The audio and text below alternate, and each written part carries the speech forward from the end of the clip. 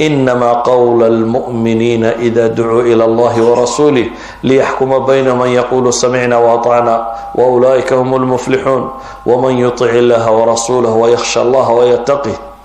فأولئك هم الفائزون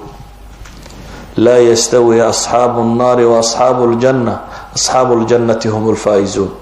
أفرت آيادود فائزون كسو أرورتنا أفرت وجنة كورمية إذن قرآن كهداد دبغو النغطة قول ربي أوشيغي رب السماوات والأرض باينو شيغي قوشو محيطي سكسس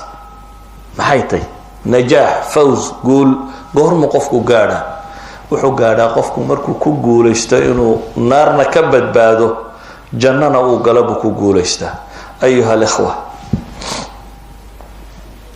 ميلان لقى قبوبي oo laga dhimanay oo lagu waarayo oo waxa doonto aad helayso waxa tamanada aad helayso oo waasic waa janno adduunka noloshiisu munaqasaadka waxyaabaha qaraadheeya ma weydo baad xoojino markay xooluhu kugu bataan ayuun baa dhadhanka laga qaadayo dhakhtaruuma ku oran kaana cuninkan cabinkan caynkan la islaama helo waad yaraana xoog badnaana wax walba waad liqi karaysa waxa liqdaba waad waay adduunku iska noocaan adduunka inta joogto oo imtixaamantay isku dhama lagama helo meesha la guuleysto marka la tago waa aakhiro miqyaaska dhabtee noloshuna waa ka laakiin dadku markay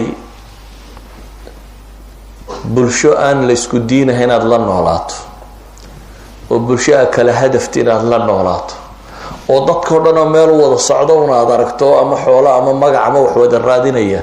waxa laga yaabaa marka dambe aad istiraawar meel halkay ku jirtaa wala xagay ku jirtaa laakiin wuxuu u baahan yahay qofka muslimka ah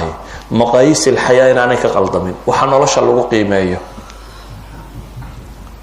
waxa laga yaabaa hadii lagu yidhaahdo saacad carruurta quraan u dhig saacadii aad quraan ka dhigaysa haddaad meel kale yaro shaqo kasoo hesho saacadii 30 pound 40 pound ay tahay malaha halkan ingiriiska 40 kaba ma gaadhay waxa laga qofku inuu waanu shaqo soo yara hela dib wadaad ha loo dayday quraanka sii dhiga sababtu waa maxay 40 ka pound baa jannadii ka qiimo batay hadafkaagii weynaa aad u socotay 40 pound waxa laga yaabaa inaad aragto qof le sheekh دم شقدية صلاة سوافق ويدو ماشي لما أقولين لتكذب بلديها أسكت دردرة كور يعني شقدها كلا حق بدأتي صلاة دي مقاييس تبقى قلدنتي قفك بني آدم كان هدي كليبر كو كارلو وح لغو قيمين يا وح لغو ميزامي وح لغو إيجي هدو كارلو مو كاقلدمو نرشو نبا ملاقم هيسا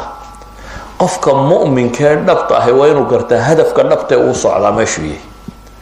goortu khasaaro dhaba galayna inay tahay markuu naar galo guul dhaba goortu helayna inay tahay markuu janno galo walow hal gubane quraanku inoo sheegay kuwa la gubay oo hadana la yiri maxay dalika alfawz alkabir inta la gubay ayaa ilaahay leeyahay dalika alfawz alkabir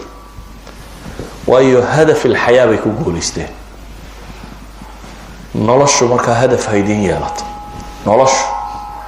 هدف كي شيء حقيقي إنسان هدف كان حقيقي إنسان عضاض وحكستون الله شاء قبنا سمرك وين تسكوي ديسا هدف كي جمحوك جوية انتو شرية وحكستون ماشي هذا الصعوت وحوين كترية قفك بنادم هو قاطع مثلا تطوير الشغف في عمود هلا ورادنية markaasay iskuul galaysaa jaamacad galaysaa kan ka sii baxaysaa kan ka sii waxa soo dhan waxa socota hadaf ama maxay shaqo mustawaheedu xadka ay sidaad u gaari lahayd wad waxa dhan soo martay 20 kan sano wax barasho waxa ugu jirtaa shaqo mustawaheedu ka yahay inaad gaadho ka waran janno mustawaheedu inaad gaadho maxay u baahan tahay marka shaqo caynkeeya limithli hada falyamal al'amilun baylahayn intu janno sifay taas oo kale baa rabbi yiri cidii doonaysa haw shaqaysata baa leeyahay ka cidii doonaysa haw shaqaysato wa fi dhalika falyatanafasil mutanafisun baylahayn kuwa nolosha loolamaya binaadamku nolosha inuu loolamo waa kamid laakiin xagee loo loolamaya ma madaxnimada ma lacagta loolanku waa xagee ilaahay intuu janno sifeeyay buu yidhi wa fii dalika falyatanaafasil mutanaafisuun kuwa loolamaya taa ha u loolamaan baa ilaahay yidhi subxaana wa tacaala darsigani markaa wuxuu ku kooban yahay eray qura oo ah nolosha waxa lagu qiimeeya miqyaaska aan isla garanno rabbaana inoo sheegay wadaadna kama sugayno cid kalena kama sugayno inay sharaxda qur-aanka si cad ugu taalla ilaahay baa yidhi faman zuxzixa can innaari wa udkhila aljannata faqad faaz waxaan ilaahay ka baryayaa subxaana wa tacaala kuwii guulaystay in alla inaga dhigo